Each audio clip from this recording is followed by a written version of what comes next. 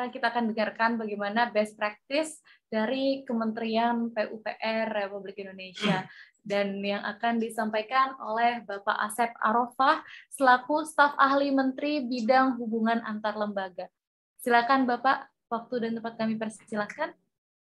Baik, terima kasih Mbak Mulyani. Assalamualaikum warahmatullahi wabarakatuh. Pak Antos Zainal, Pak Hamid, narasumber tadi Mbak Mutia, sama yang terakhir Mbak siapa? Mohon maaf tadi yang terakhir yang dari Kementerian Keuangan ya, Ibu. Terima kasih. Ini saya kira kita berbagi pengalaman ya terkait dengan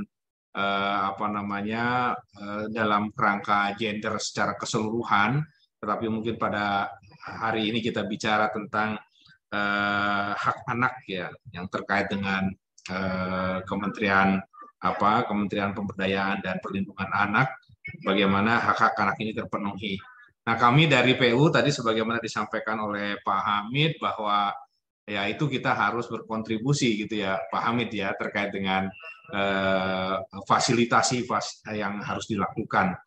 Nah, di sini mungkin saya hanya ingin memaparkan sebentar saja, tapi nanti ada mohon izin menyampaikan dengan video ada 6 menit ya kira-kira seperti itu yang menjadi komitmen kami di dalam mendukung infrastructure for all gitu ya. Jadi tidak hanya spesifik ini, tetapi mungkin yang kami paparkan nanti yang terkait dengan laktasi atau tadi sudah dikoreksi oleh Bu Mulyati yang terkait dengan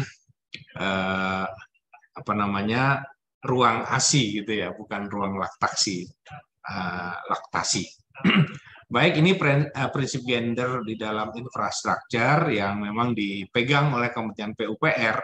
Kita mengatakan bahwa prinsip gender untuk infrastruktur PUPR ini kita dirumuskan di dalam satu kalimat yang umum saja, infrastructure for all, yaitu ada indikatornya ada 4. Yang pertama adalah universal utilization, yang kemudian yang kedua safety, secure, convenience, kemudian yang ketiga gender equity for basic need, dan yang keempat adalah environmental friendly.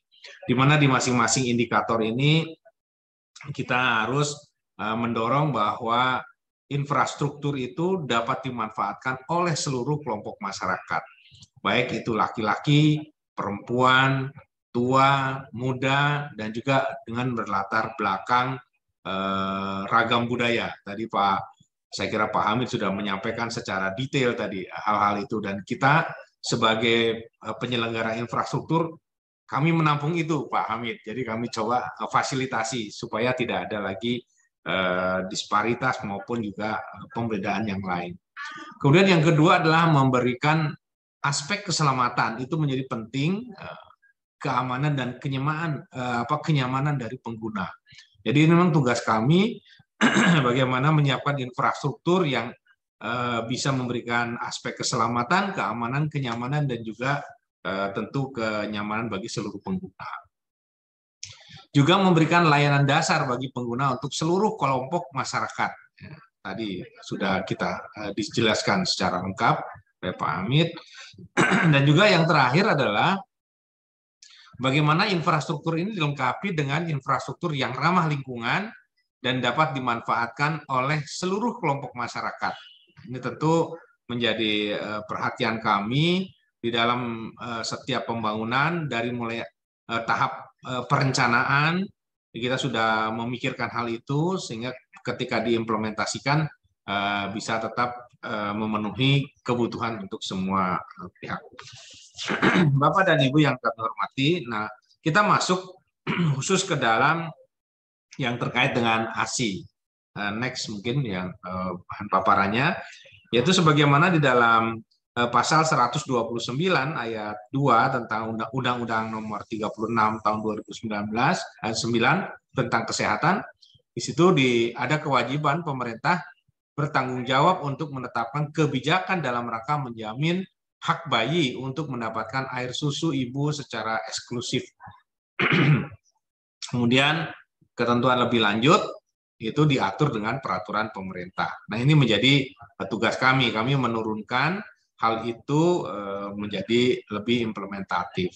Di samping itu juga ada peraturan Menteri Kesehatan, yaitu yang tadi sudah disampaikan juga oleh Ibu Mulyati, nomor 15 tahun 2013 tentang tata cara penyediaan fasilitas khusus ruang menyusui dan atau memerah air susu ibu.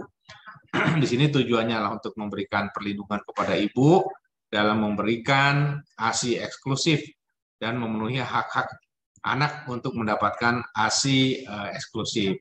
Ini saya kira tadi kalau Pak Hamid sudah mengacu kepada dasar-dasar agama yang sangat memperhatikan hal itu. Dan kalau kita juga lihat bahwa luar biasa gitu ya, bahwa perlindungan terhadap ibu kemudian terhadap anaknya gitu ya, sehingga kalau kita kalau kita harus berbakti kepada ibu itu sampai dikatakan 3 kali ya, kalau Rasulullah mengatakan begitu, kepada ibumu, ibumu, ibumu, baru kepada ayah. Nah, ternyata kita juga sudah menindaklanjuti dengan peraturan-peraturan yang memastikan bahwa itu memang bisa dilakukan. Kenapa kepada ibu sampai 3 kali? Karena ibu itu yang pertama adalah mengandung, yang itu tentu kepayahan yang luar biasa. Yang kedua adalah melahirkan, ini pertaruhan antara hidup dan mati. Dan yang ketiga adalah menyusui tadi.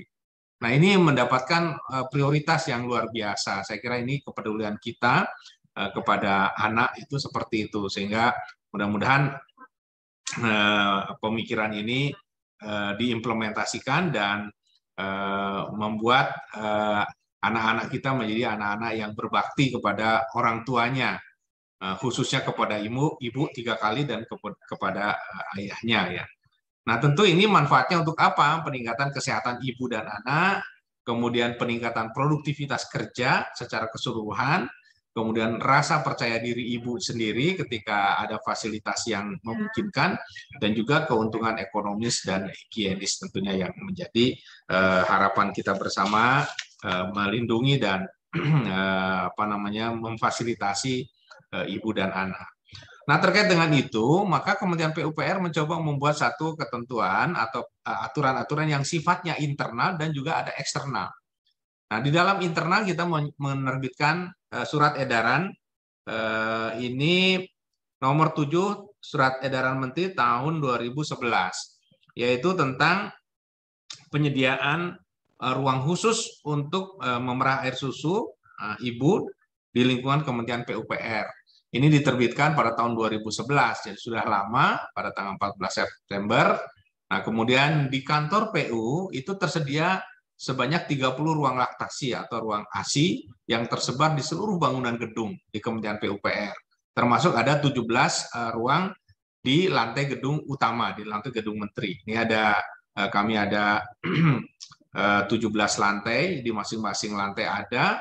Kemudian di gedung-gedung lainnya yang tersebar di kampus kita ada 30, tetapi yang paling penting juga di seluruh unit pelaksana teknis yang ada di daerah-daerah, kita memiliki 120 unit pelaksana teknis, itu juga dihimbau untuk menyediakan ruangan-ruangan ini. Kemudian yang kedua, yang terkait untuk pengaturan di tingkat nasional, karena memang Kementerian PUPR bertugas untuk menyediakan infrastruktur dan kita juga menerbitkan regulasi, maka dikeluarkan satu peraturan yang terkait dengan penyiapan kemudahan bangunan gedung. Jadi di dalam bangunan gedung inilah yang harus disiapkan, salah satunya di dalam pasal 39, bahwa ruang laktasi sebagaimana dimaksud dalam pasal 36 ayat 1 huruf C merupakan ruangan yang berfungsi untuk merawat bayi, seperti mengganti popok pakaian bayi dan sebagainya. Ini menjadi satu persyaratan di dalam kita menyiapkan bangunan gedung. Nah, sehingga Kementerian PU juga turut ini dalam rangka mendukung aturan tersebut dengan peraturan ini tahun 2017 tentang persyaratan kemudahan bangunan gedung, khususnya pada pasal 39. Inilah bentuk komitmen Kementerian PUPR dalam mendukung infrastructure for all, ya, diantaranya tadi untuk mendukung hak-hak anak, ya. Berikut ini kita sampaikan beberapa gambar tentang fasilitas yang sudah disediakan. Yang pertama adalah contoh denahnya, ya, contoh denah ruang laktasi yang sudah disiapkan atau ruang ASI yang sudah disiapkan. Tadi sudah disampaikan beberapa yang harus tersedia. Nah, di sini ada ada ruang apa namanya ruang untuk mengganti tempat mengganti popok gitu yang di sisi sebelah kiri. Contohnya ada yang paling gambar dari yang empat tuh kanan sebelah kiri, kanan bawah ya. Nah itu. Nah kemudian juga ada tempat tadi kalau bahwa tempat penyimpanan asinya bukan freezer tetapi tempat pendingin saja, itu ada kulkasnya. Kemudian ada tempat duduknya untuk menyusuinya, dan juga ada tempat yang wastafel dan lain sebagainya. Ini sudah disiapkan sebagai standar dan ini ada di ruang gedung kita di Kementerian PUPR. Oke, next. Kemudian di tempat yang lain, di gedung yang lain, di Direktorat Pembiayaan Infrastruktur, ini ada gedungnya, jadi prinsipnya adalah sama, yang harus tersedia, tetapi bentuknya bisa macam-macam sesuai dengan kebutuhan dan ketersediaan lokasi. Tetapi kami jamin tadi Bu Mutia itu tidak di pojokan, ya, tidak di pojokan. Kita tempatnya cukup bagus dan tersedia di lokasi-lokasi tertentu, tetapi bukan di pojok. Jadi, tapi kita dekatkan itu dengan apa namanya ruang pintu masuk sebelum masuk, kemudian ada ruang toilet sebelum masuk. Di ruang toilet itu ada tempat-tempat ini dekat dengan fasilitas-fasilitas itu, ada musola, ada toilet, ada ruang ASI dan sebagainya. Jadi tidak di pojokan-pojokan. Kemudian juga di samping itu ini ada gambarnya ya, tempat di gedung utama bagaimana apa namanya para ibu muda kita. Dan memang kalau kita melihat dari data statistik dari BKN itu dari 4 juta ya 4,1 juta pegawai negeri sipil itu 52% itu adalah perempuan tingkat nasional. Di tingkat Kementerian PUPR memang masih banyak laki-laki secara keseluruhan. Tetapi sejak tahun 2007 2005 rekrutmen kita itu hampir separuhnya itu lebih banyak perempuan. 51% itu kalau kita rekrutmen itu adalah perempuan. Nah, sehingga otomatis di kantor kami di pusat ini banyak juga perempuan. Yang laki-laki banyaknya di lapangan. Sehingga kebutuhan untuk ruang ASI ini memang menjadi satu kebutuhan.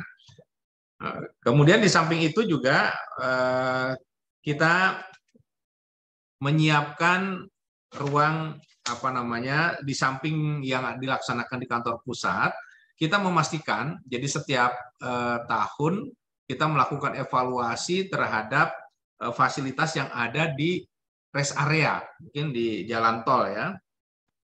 Itu juga kita menyiapkan tempat-tempat yang harus dipenuhi oleh para penyedia jalan tol. Itu dilakukan dievaluasi pada setiap tahun. Di sini yang hadir juga bersama kami ada Ibu Lila, ada Bu Fitri yang dari tim PUG, yang mereka biasa melakukan pemantauan terhadap fasilitas-fasilitas yang harus dipenuhi di rest area. Dan nanti mungkin bisa dicek oleh Bapak dan Ibu yang biasanya apa namanya berkendara atau keluar kota, kalau di tempat rest area tidak tersedia itu mungkin bisa juga dilaporkan. Tetapi tim kami melakukan evaluasi terhadap apa namanya rest area itu harus mengikuti persyaratan-persyaratan yang telah ditetapkan. Ya, salah satunya adalah adanya ruang laktasi. Ya, ini mudah-mudahan ini menjadi komitmen kita di dalam memberikan pengaturan dan kemudian kita melakukan evaluasi terhadap pelaksanaannya. Oke, next. Kemudian selain itu juga di kantor pusat kan kami juga telah menyediakan fasilitas untuk tempat penitipan anak. Ini dalam rangka memfasilitasi pegawai-pegawai muda kami yang apa namanya beraktivitas tetap bisa, tetapi juga tidak kehilangan momentum untuk bisa berinteraksi dengan anaknya dalam waktu-waktu tertentu. Jadi ketika istirahat mereka bisa bertemu dengan anak-anaknya di ruang yang sudah kita siapkan. Itu secara umum saja yang sudah disiapkan Kementerian PUPR, dan kami mohon izin untuk menayangkan kira-kira video 6 menit ya. Ini bagaimana komitmen dari Bapak Menteri PUPR terhadap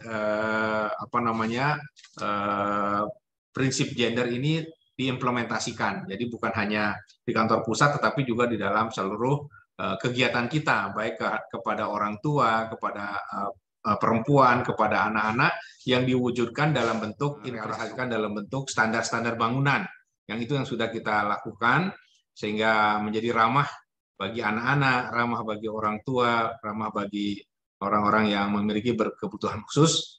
Nah, memang ini menjadi komitmen kami di dalam pembangunan infrastruktur. Tentu yang banyak ditonjolkan adalah bangunan-bangunan fisik yang lebih ke bangunan gedung. Tapi sesungguhnya di dalam seluruh aspek pembangunan infrastruktur, baik di bidang jalan, di bidang bendungan, maupun bangunan fisik lainnya, kita berkomitmen terhadap prinsip-prinsip untuk kesetaraan gender secara umum. Dan tadi yang spesifik untuk perlindungan pada anak, ada yang lebih spesifiknya. Barangkali itu yang bisa kita sampaikan. Mohon maaf kalau ada hal-hal yang kurang berkenan. Terima kasih. Assalamualaikum warahmatullahi wabarakatuh. Waalaikumsalam warahmatullahi wabarakatuh. Terima kasih banyak sekali lagi Pak Asep untuk paparan dan juga videonya tadi. Lagunya menyegarkan ya. Saya sampai ikut berdendang begitu.